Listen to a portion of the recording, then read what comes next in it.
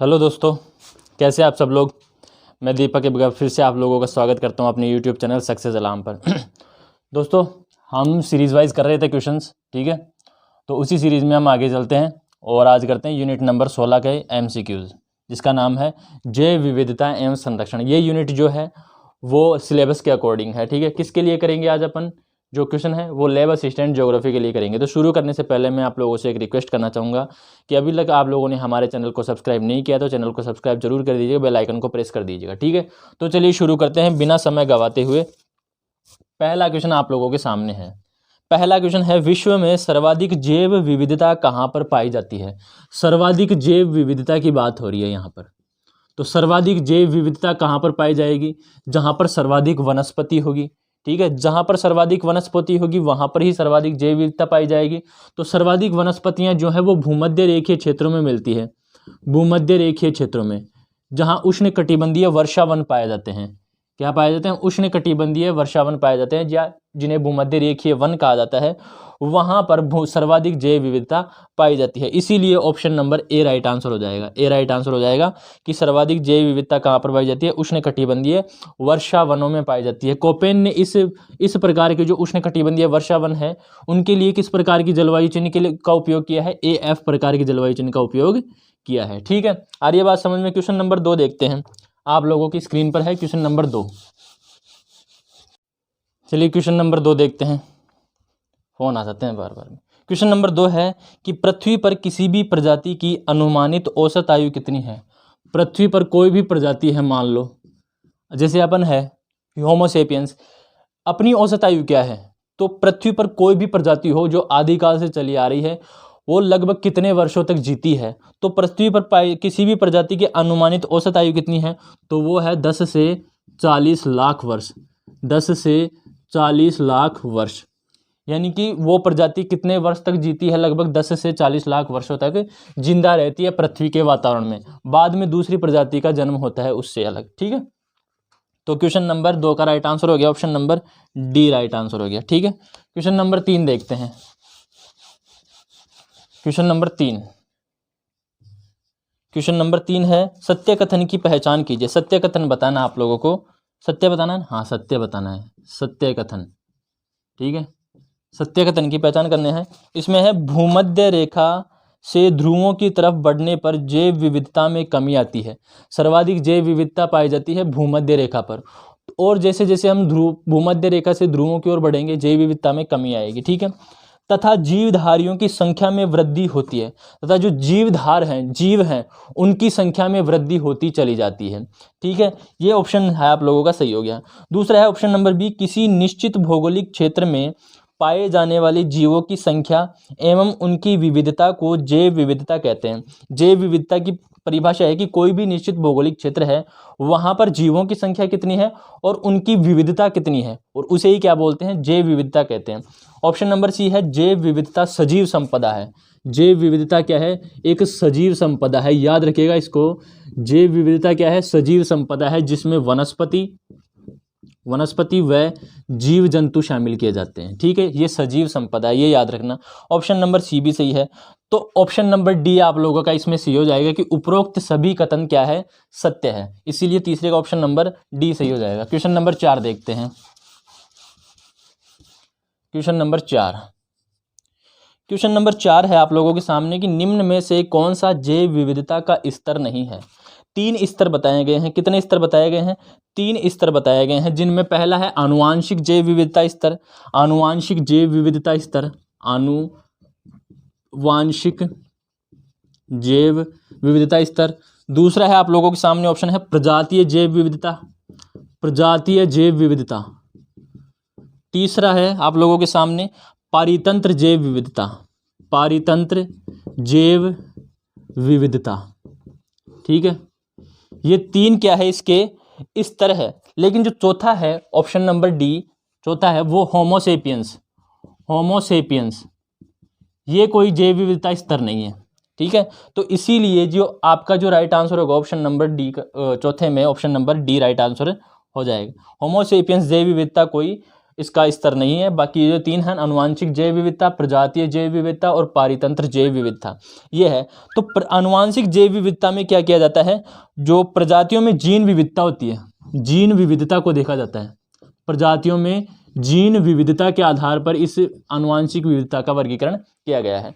प्रजातीय जैव विविधता में प्रजातियों की संख्या, ठीक है, प्रजातियों की संख्या से, प्रजातियों की संख्या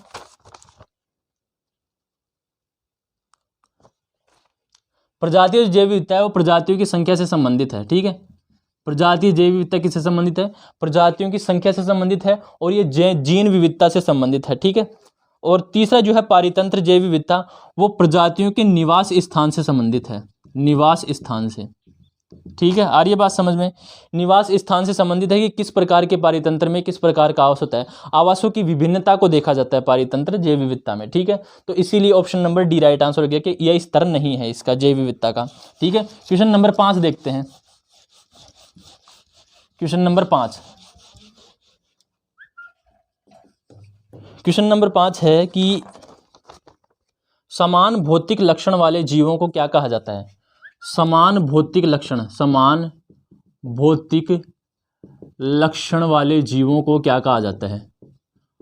समान भौतिक लक्षण के मतलब जैसे अपने हैं, अपनी हाइट होती है, अपना स्ट्रेचर होता है एक अलग से, अपने जो नाक है, कान है, ये सभी हैं अपने, ठीक है। लेकिन जैसे जैसे अपन दूसरी व्यक्ति को देखेंगे, जैसे अपने सामने वाला व्यक्ति खड़ा है, वो भी एक इंसान है, तो मतलब वो अपनी प्रजाति का है, होमो सेपियंस ही है।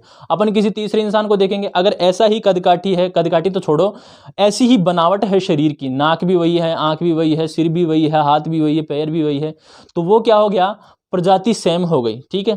क्या हो गई, प्रजाति सेम हो गई। तो समान भौतिक लक्षण वाले जीवों को क्या कहा जाता है, प्रजाति कहा जाता है। क्या कहा जाता है, प्रजाति कहा जाता है। आ रही है बात समझ में, समान भौतिक लक्षण वाले जीवों को क्या कहा जाता है, प्रजाति कहा जाता है। जैसे अपना ह्यूमन है, मानव, मानव की जो प्रजाति है वो कौन सी है, होमो सेपियंस, होमो सेपियंस, ठीक है। दिखाई दे रहा है आप लोगों को, मानव की जो प्रजाति है वो कौन सी है, होमो सेपियंस, ठीक है। क्वेश्चन नंबर 6 देखते हैं। 5वें का जो राइट आंसर होगा option number B right answer हो जाएगा। क्वेश्चन नंबर 6,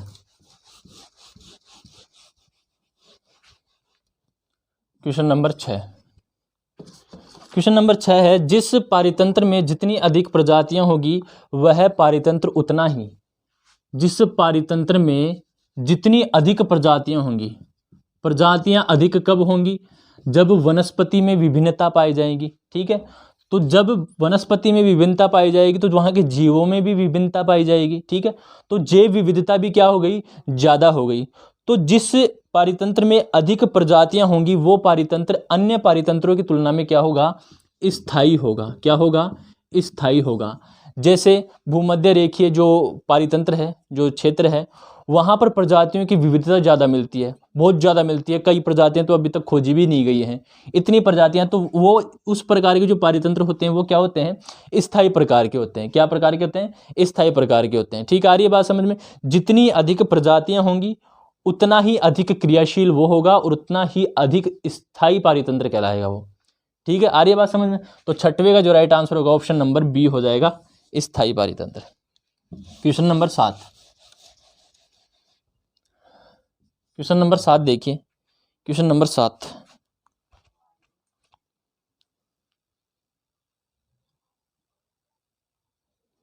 क्वेश्चन नंबर 7 है आप लोगों के सामने कि निम्न में से किस वर्ष को जैव विविधता का अंतर्राष्ट्रीय वर्ष घोषित किया गया था।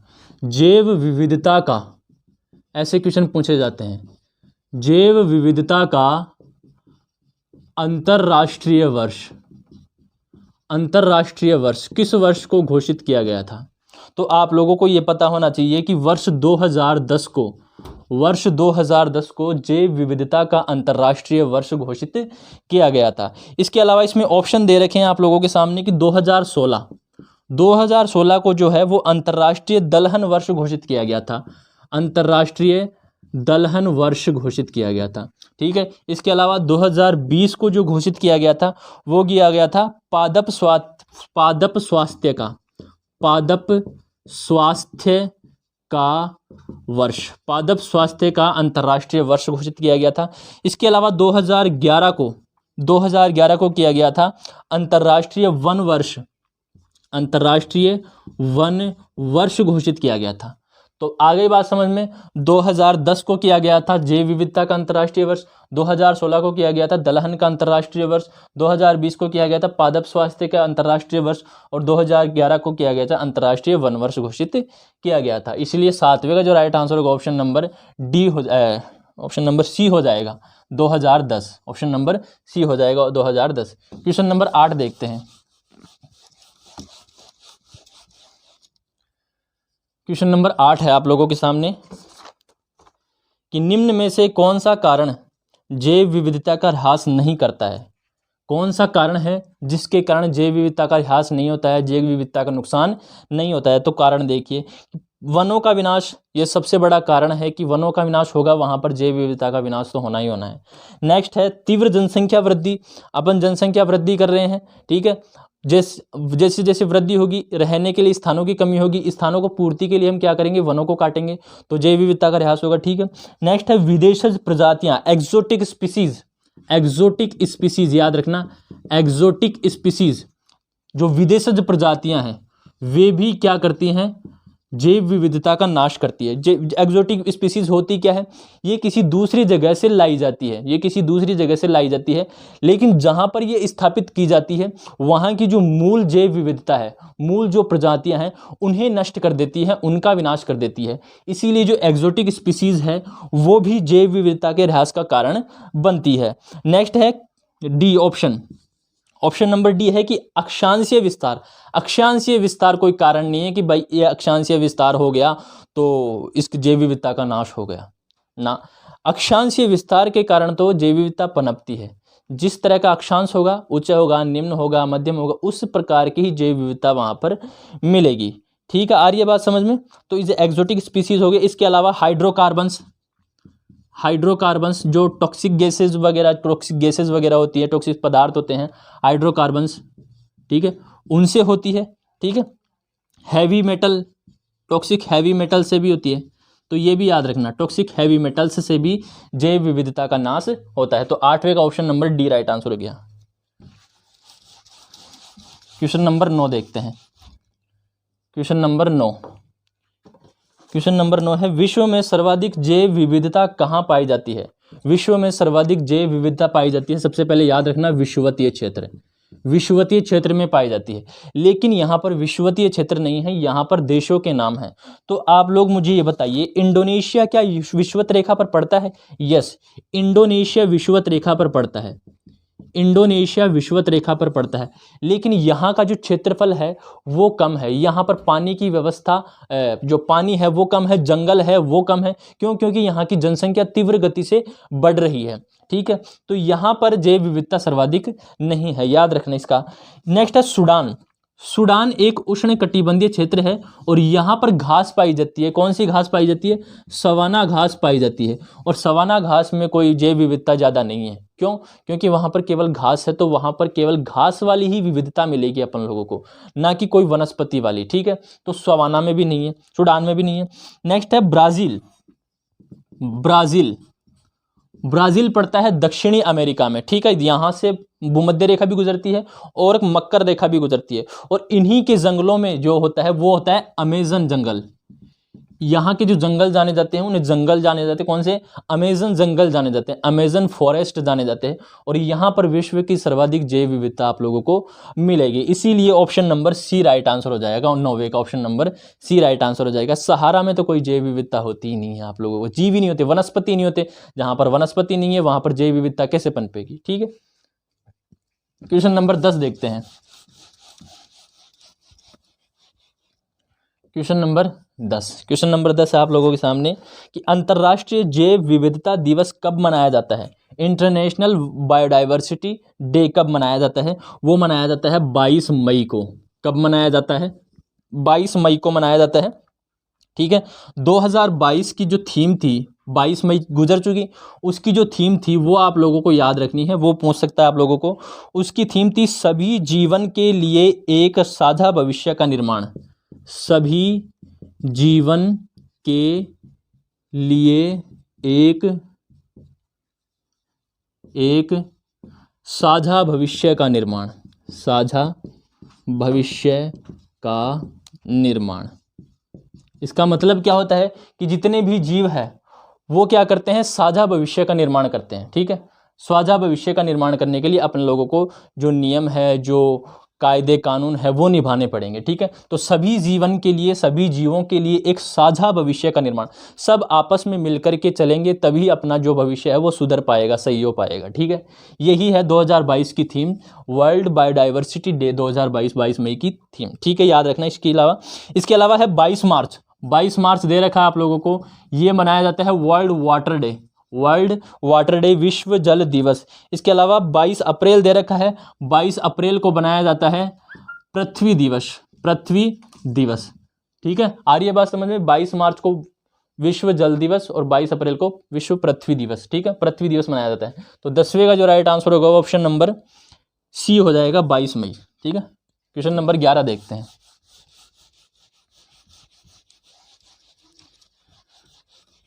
क्वेश्चन नंबर 11 है आप लोगों के सामने, भारत में प्रोजेक्ट टाइगर की शुरुआत कहाँ से की गई? भारत में प्रोजेक्ट टाइगर की शुरुआत कहाँ से की गई? गर्मी बहुत ज़्यादा है यार।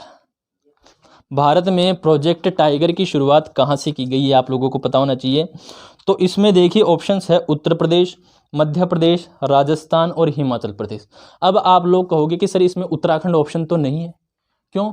क्योंकि शुरुआत कहाँ की गई थी, वर्तमान में जो राज्य है वो है उत्तराखंड। ठीक है, लेकिन इसमें एक ऑप्शन और दे रखा है उत्तर प्रदेश। कौन सा दे रखा है? उत्तर प्रदेश।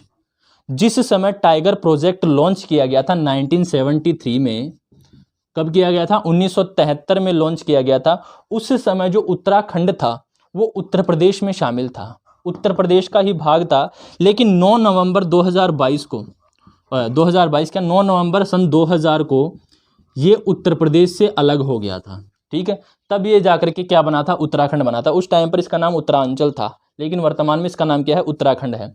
अब अगर आप लोगों को ऑप्शन उत्तर प्रदेश और उत्तराखंड दोनों दिए हों तो आप लोग उत्तराखंड को राइट आंसर करना, लेकिन अगर उत्तराखंड ना हो ऑप्शंस में तो आप लोग उत्तर प्रदेश को राइट आंसर करना। कब लॉन्च किया गया था? 1973 में लॉन्च किया गया था। कब, कहाँ पर किया गया था? जिम कॉर्बेट नेशनल पार्क में, जिम कॉर्बेट नेशनल पार्क में, जिम कॉर्बेट नेशनल पार्क में लॉन्च किया गया था कैलाश सांखला के नेतृत्व में। किसके नेतृत्व में? कैलाश सांखला के नेतृत्व में। आ रही है बात समझ में? गौर से समझिएगा। ठीक है, तो 11वें का जो राइट आंसर हो जाएगा ऑप्शन नंबर ए हो जाएगा, उत्तर प्रदेश। अगर आप लोगों को उत्तर प्रदेश और उत्तराखंड दोनों दिए हों तो उत्तराखंड आप लोगों को राइट आंसर करके आना है। ठीक है, बस ये बात को ध्यान रखना। ठीक है दोस्तों, अगर वीडियो पसंद आ रहा है तो वीडियो को लाइक जरूर कीजिएगा। क्वेश्चन नंबर 12 देखते हैं। क्वेश्चन नंबर 12 है आप लोगों के सामने। यार 11 दो हो गए, 2 11 है इसमें। ठीक है, चलिए देख लेते हैं, इस 11 को भी देख लेते हैं। निम्न में से कौन सा, इस 11 को भी देख लेते हैं, दूसरा 11। ठीक है, आप लोगों को पता चल जाएगा कि कौन सा 11 पढ़ा रहे हैं सर। ठीक है, निम्न में से कौन सा क्षेत्र भारत में हॉटस्पॉट की गिनती में आता है? भारत में हॉटस्पॉट है 4, तो इनमें से कौन सा क्षेत्र है जो भारत में हॉटस्पॉट की गिनती में आता है? तो आप लोगों के सामने एक है पूर्वी हिमालय। कौन सा हिमालय? पूर्वी हिमालय। उत्तर पूर्वी जो भारत है उसका क्षेत्र आता है पूर्वी हिमालय, और वहाँ पर जो है ये जैव विविधता हॉटस्पॉट की गिनती में आता है। किसकी गिनती में आता है? भारत में जैव विविधता हॉटस्पॉट की गिनती में आता है। ठीक है, आ रही है बात समझ में? हॉटस्पॉट होता क्या है? हॉटस्पॉट होता क्या है कि जिन क्षेत्रों में प्रजातीय विविधता सर्वाधिक पाई जाती है, जिन क्षेत्रों में प्रजातीय विविधता अधिक पाई जाती है, उन क्षेत्रों को जैव विविधता के हॉटस्पॉट कहा जाता है। जिन क्षेत्रों में प्रजातीय विविधता अधिक पाई जाती है उन क्षेत्रों को जैव विविधता के हॉटस्पॉट कहा जाता है। याद रखना इस चीज को। ठीक है, आ रही बात समझ में? तो 11वें का जो राइट आंसर होगा ऑप्शन नंबर, ये जो दूसरा वाला 11वां है उसका राइट आंसर ए हो जाएगा कि पूर्वी हिमालय भारत में हॉटस्पॉट की गिनती में आता है। क्वेश्चन नंबर 12 देखते हैं। क्वेश्चन नंबर 12 है कि 2018 की बाघ जनगणना के अनुसार देश में बाघों की कुल संख्या कितनी है? जनगणना कब हुई थी? 2018 में। उससे पहले हुई थी 2014 में। कब हुई थी? 2014 में। 2018 में जवागों की जनगणना के बारे में पूछा है और संख्या कितनी है पूरे भारत में, तो वो है आप लोगों को याद रखनी है 2967। 2967 बाघ हैं और सबसे ज़्यादा बाघ मिलते हैं मध्य प्रदेश में। कहाँ पर मिलते हैं? सबसे ज़्यादा बाघ इस जनगणना के अनुसार 2018 की जनगणना के अनुसार 2967 बाघ और सबसे ज़्यादा बाघ मिलते हैं मध्य प्रदेश में है। कम से कम लगभग कितने हैं? 526 बाघ हैं मध्य प्रदेश में। इसीलिए मध्य प्रदेश को टाइगर स्टेट की संज्ञा दी गई है। कौन से स्टेट की संज्ञा दी गई है? टाइगर स्टेट की संज्ञा दी गई है, क्योंकि सबसे ज़्यादा बाघ यहीं पर मिलते हैं। कितने? 526 मिलते हैं। ठीक है। 2014 में कितने थे? 2014 में थे 2226। 2014 में थे 2226। 2018 में हो गए 2967। वृद्धि कितने की हुई? जो वृद्धि हुई है वो हुई है 741 की। कितने की वृद्धि हुई है? 741 की वृद्धि हुई है। आ रही है बात समझ में? तो 12वें का जो राइट आंसर होगा वो ऑप्शन नंबर कौन सा हो जाएगा? ऑप्शन नंबर सी हो जाएगा। ठीक है। क्वेश्चन नंबर 13 देखते हैं। क्वेश्चन नंबर 13 है आप लोगों के सामने कि निम्न में से कौन सी प्रजाति का लुप्त होने का खतरा है? लुप्त होने का खतरा मतलब बस अभी लुप्त होने ही वाली है। ठीक है। इंडेंजर्ड स्पीसीज है। तो वो जो प्रजातियां हैं वो उसको क्या बोलते हैं? उसको बोलते हैं संकटापन प्रजाति। कौन सी प्रजाति बोलते हैं? संकटापन प्रजाति, या इसे इंग्लिश में बोलते हैं इंडेंजर्ड स्पीसीज। ठीक है। अलग अलग बांटा गया है। IUCN ने इसे 3 वर्गों में बांटा है। ठीक है। इंडेंजर्ड स्पीसीज, संकटापन प्रजाति, और दूसरा है दुर्लभ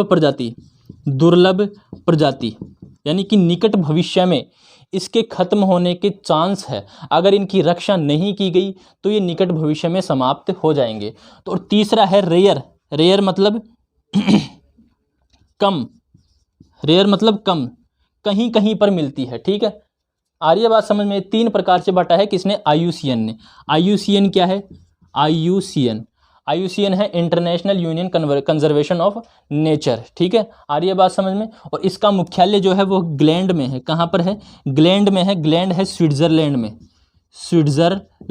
है। ग्लैंड कहाँ पर है? स्विट्जरलैंड में। IUCN का मुख्यालय ग्लैंड स्विट्जरलैंड में है। मैंने आप लोगों को कम्युनिटी टैब में ये है वो क्वेश्चन पूछा था और अधिकतर लोगों ने इसका राइट आंसर नहीं दिया था, गलत आंसर दिया था। ठीक है। जो IUCN है इसकी स्थापना हुई थी 5 अक्टूबर 1948 को। IUCN की स्थापना कब हुई थी? 5 अक्टूबर 1948 को। ये क्या करता है? ये स्पीसीज का पता लगाता है और उन्हें रेड डाटा बुक में उनको शामिल करता है और रेड डाटा बुक रिलीज करता है। आ रही है बात समझ में? ये UN में शामिल नहीं किया जाता। UN की संस्था नहीं है, ये यूनाइटेड नेशंस का भाग नहीं है। IUCN याद रखना, IUCN यूनाइटेड नेशंस का भाग नहीं है। ठीक है। तो 3 प्रकार की होगी। एक तो हो गई संकटापन प्रजाति, मतलब लुप्त होने ही वाली है, रेड लिस्ट में इनको डाल दिया जाता है। दुर्लभ प्रजातियां अगर इनकी रक्षा नहीं की गई तो ये लुप्त हो जाएंगी निकट भविष्य में। और कम है कि रेयर मिलती है, कि कहीं कहीं पर मिलती है। ठीक है। कहीं कहीं पर ही मिलती है, स्पेशली जगह पर भी मिलती है। ठीक है। आ रही है बात समझ में? 13वें का जो राइट आंसर होगा वो ऑप्शन नंबर ए हो जाएगा। क्वेश्चन नंबर 14 देखते हैं।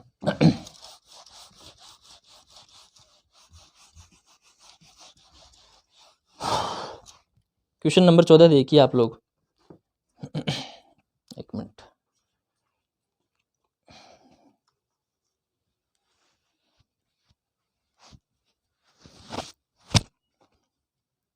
क्वेश्चन नंबर 14 देखिए कि वन्य जीव सुरक्षा अधिनियम कब आया? वन्य जीव सुरक्षा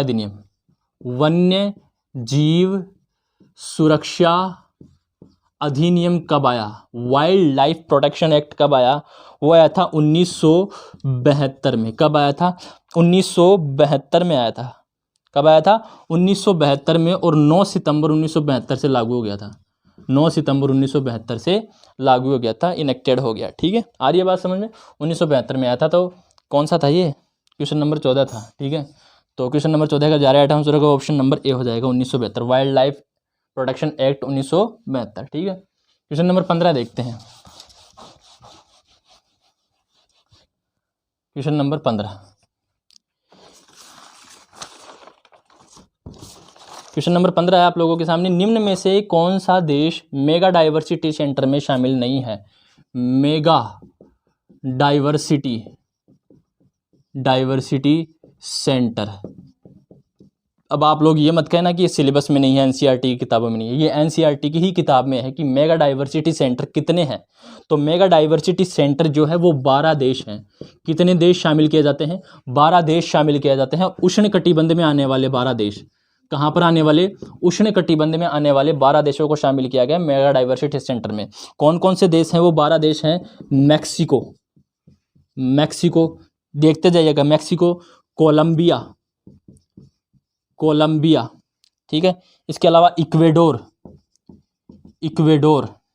इसके अलावा पेरू, इसके अलावा ब्राज़ील, इसके अलावा डेमोक्रेटिक रिपब्लिक ऑफ कॉन्गो, इसके अलावा चीन, भारत, ठीक है, मलेशिया, इसके बाद में है इंडोनेशिया व ऑस्ट्रेलिया, ठीक है। कितने हो गए? 1 2 3 4 5 6 7 8 9 10 11 हो गए। ये तो 11 ही हुए हैं। 12वां कौन सा है? मेडागास्कर रह गया। कौन सा रह गया? मेडागास्कर। आ रही है बात समझ में? तो ये क्या है? मेगा डाइवर्सिटी सेंटर है। उष्ण कटिबंधीय क्षेत्र है। Mexico, Colombia, Ecuador, Peru, Brazil, DRC, चीन, भारत, मलेशिया, इंडोनेशिया, ऑस्ट्रेलिया और मेडागास्कर। आ रही है बात समझ में? तो अब आप लोग इसमें से देखिए कि ऑप्शन में इनमें से कौन सा नहीं है। तो ऑप्शन में म्यांमार नहीं है। म्यांमार है, लेकिन म्यांमार इनके अंदर शामिल नहीं है। मेगा डाइवर्सिटी सेंटर्स में जो देश हैं उनमें शामिल नहीं है म्यांमार। तो 15वें का जो राइट आंसर हो जाएगा वो म्यांमार हो जाएगा। मतलब ऑप्शन नंबर कौन सा है? ऑप्शन नंबर डी हो जाएगा। ऑप्शन नंबर डी हो जाएगा, ठीक है। क्वेश्चन नंबर 16 करिए। क्वेश्चन नंबर 16,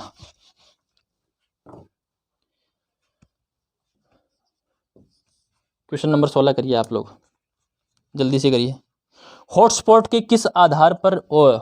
को किस आधार पर निर्धारित किया जाता है?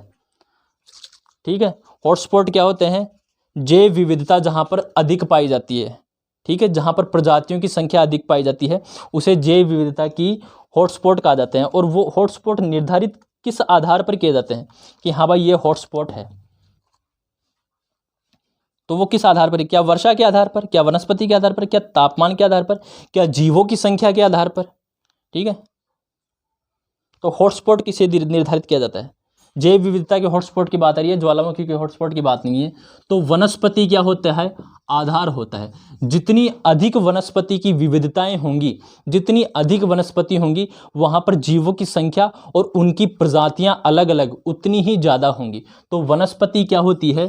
किसी भी जैव विविधता के हॉटस्पॉट को निर्धारित करने के लिए क्राइटेरिया होता है। ठीक है, आ रही है बात समझ में? किसी भी पारितंत्र के प्राथमिक उत्पादन को निर्धारित करता है कौन? वनस्पति। कोई भी पारितंत्र है, कोई भी पारिस्थितिक तंत्र है, उसका प्राथमिक जो उत्पादन है उसको निर्धारित करता है। और उत्पादक ही नहीं होगा तो उपभोक्ता कहाँ से आएंगे? उपभोक्ता क्या खाएंगे? उत्पादन नहीं होगा तो उपभोक्ताओं की संख्या भी कम होगी। ठीक है, तो वनस्पति को आधार माना जाता है हॉटस्पॉट के लिए। तो 16वें का जो राइट आंसर होगा option number B right answer हो जाएगा। ठीक है, क्वेश्चन नंबर 16 देखते हैं। क्वेश्चन नंबर 16 है आप लोगों के सामने। 16 तो हो गया यार। क्वेश्चन नंबर 17 देखते हैं। क्वेश्चन नंबर 17, ठीक है, निम्न में से कौन सी भारत में एक दुर्लभ प्रजाति है? दुर्लभ प्रजाति की बात हो रही है यहाँ पर। कौन सी प्रजाति की? दुर्लभ प्रजाति की, ना कि संकटापन्न प्रजातियां।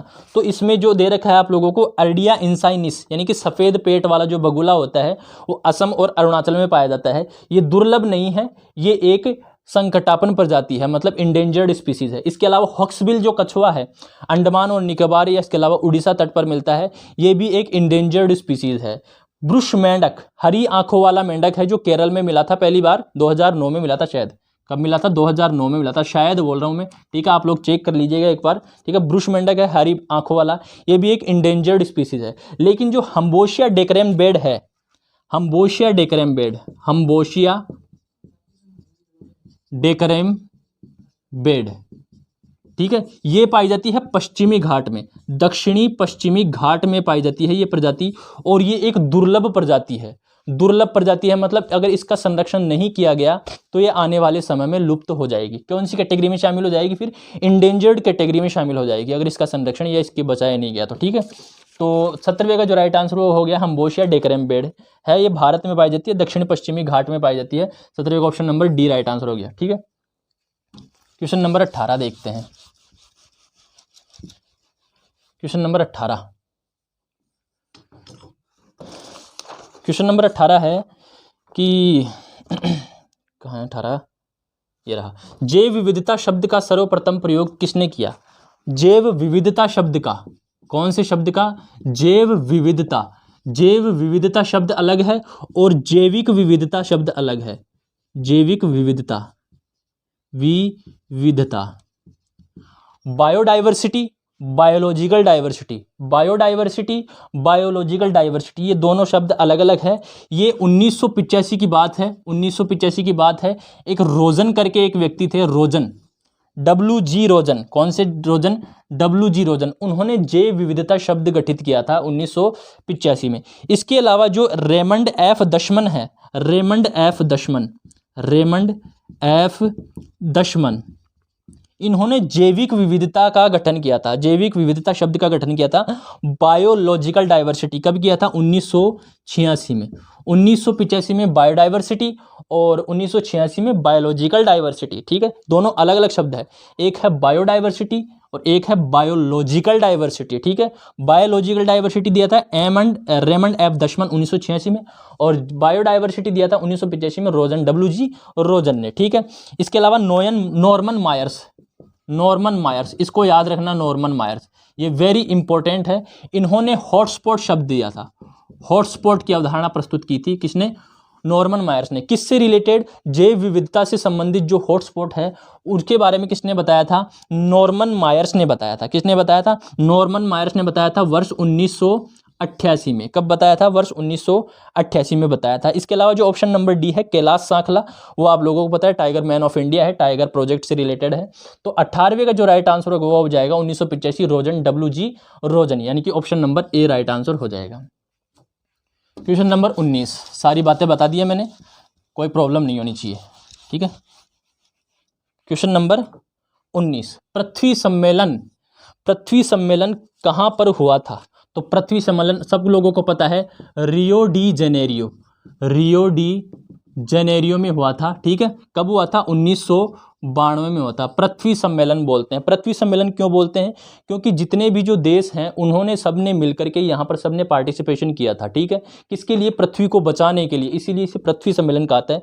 पूरा जो पृथ्वी के जो देश थे वो सभी एक जगह पर हुए थे। ठीक है, मतलब देश के जो प्रतिनिधित्व है वो पूरा देश नहीं हुआ था। ठीक है, तो कब हुआ था? 1992 में हुआ था, 1992 में रियो डी जेनेरियो में हुआ था। ठीक है, तो option number A right answer हो जाएगा, option number A right answer हो जाएगा। ठीक है, क्वेश्चन नंबर 20 देखते हैं। क्वेश्चन नंबर 20, क्वेश्चन नंबर 20 है, भारत में जैव विविधता अधिनियम कब आया? भारत में जैव विविधता अधिनियम, भारत में जैव विविधता अधिनियम आया था 2002 में आया था। कब आया था? 2002 में आया था। लेकिन यूएन में जैव विविधता की बात कब की गई थी? 1992 में जो पृथ्वी सम्मेलन हुआ था उसमें बात की गई थी जैव विविधता की, CBD, convention of biological diversity, वहाँ पर बात की गई थी। बाद में इसका कन्वेंशन अलग से हुआ था। ठीक है, कन्वेंशन CBD। ठीक है, आ रही है बात समझ में?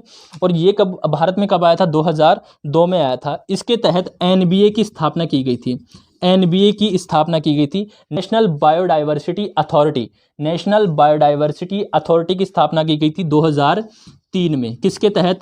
जैव विविधता अधिनियम 2002 के तहत। याद रखना NBA की स्थापना हुई तो 2003 में। ठीक है, तो 20वें का जो राइट आंसर होगा वो ऑप्शन नंबर डी हो जाएगा, 2002। क्वेश्चन नंबर 21 देखते हैं। क्वेश्चन नंबर 21, क्वेश्चन नंबर 21 है आप लोगों के सामने कि भारत में कितने जैव विविधता हॉटस्पॉट स्थित है? तो अभी मैंने बताया था कि भारत में कितने जैव विविधता हॉटस्पॉट हैं, वो है 4 हॉटस्पॉट। कितने हैं?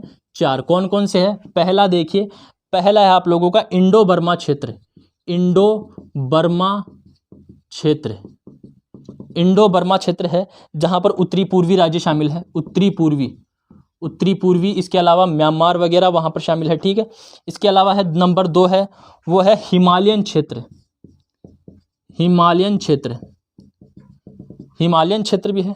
एक मिनट रुकिएगा यार, पसीने बहुत आ रहे हैं।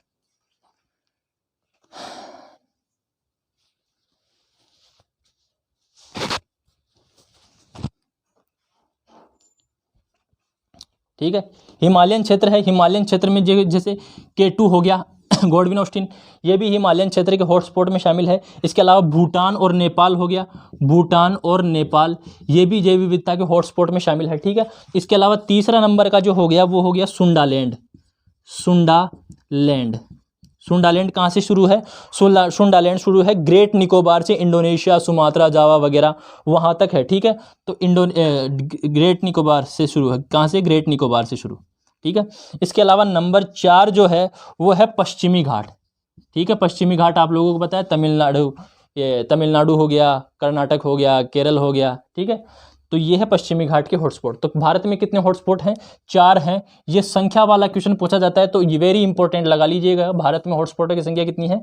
4 है। 21 का जो राइट आंसर हो गया ऑप्शन नंबर बी हो जाएगा 4। ठीक है, क्वेश्चन नंबर 22 देखते हैं।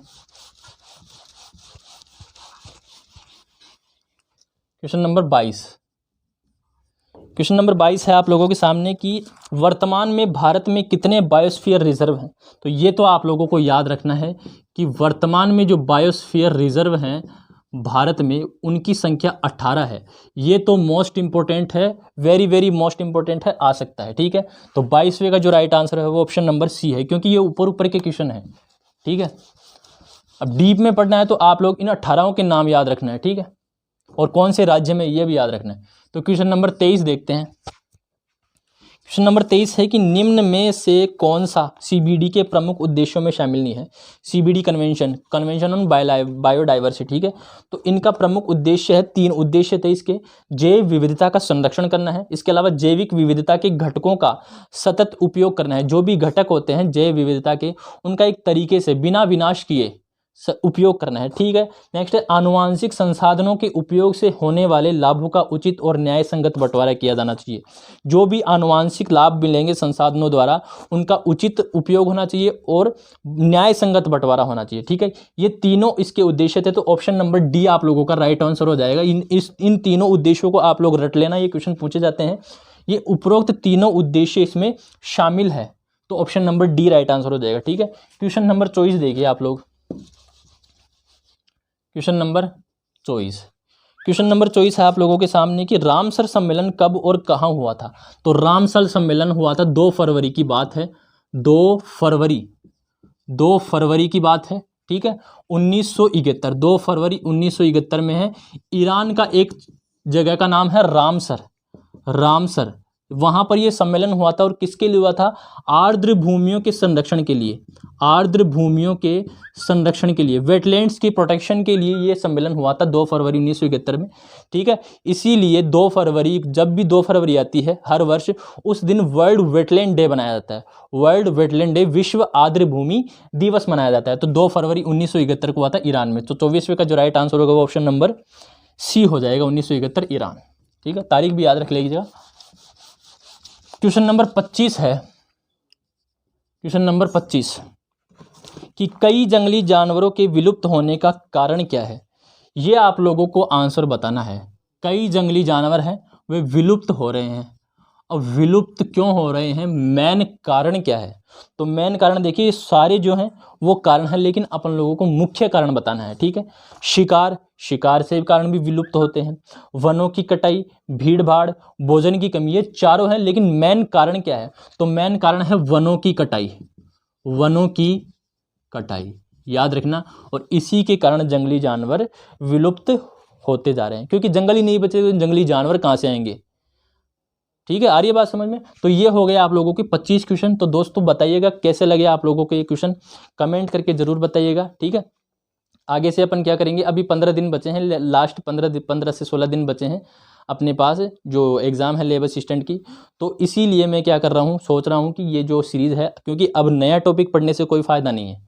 नया टॉपिक पढ़ोगे मतलब मारे जाओगे आप लोग। ठीक है, सिलेक्शन से पीछे हटते जाओगे। अब जो जितना पढ़ चुका है उतना टॉपिक पढ़िए, फिर से रिवाइज करिए। कोई भी नया टॉपिक आप लोगों के लिए हानिकारक हो सकता है। ठीक है, आ रही है बात समझ में? ये मेरे विचार है, मेरा एक्सपीरियंस है, मेरे विचार है जो मैं आप लोगों को बता रहा हूँ। मैं आप लोगों की मेहनत पर सवाल नहीं उठा रहा, ठीक है। आ रही है बात समझ में? तो नया टॉपिक पढ़ना बंद कर दीजिए, जितना टॉपिक आप लोग पढ़ चुके हैं उसको फिर से रिवीजन करना शुरू कर दीजिए। तो मैं आप लोगों के लिए मिक्स प्रश्न उत्तर लेके आऊँगा, ठीक है। आगे से जो भी क्लास होगी उसमें मिक्स प्रश्न उत्तर होंगे, उसमें आप लोग टेंशन मत लीजिए, प्रैक्टिकल ज्योग्राफी के क्वेश्चन भी होंगे, ठीक है। प्रैक्टिकल ज्योग्राफी के भी क्वेश्चन होंगे, ठीक है। तो चलिए मिलते हैं नेक्स्ट वीडियो में, तब तक के लिए अपना ध्यान रखिएगा। जय हिंद।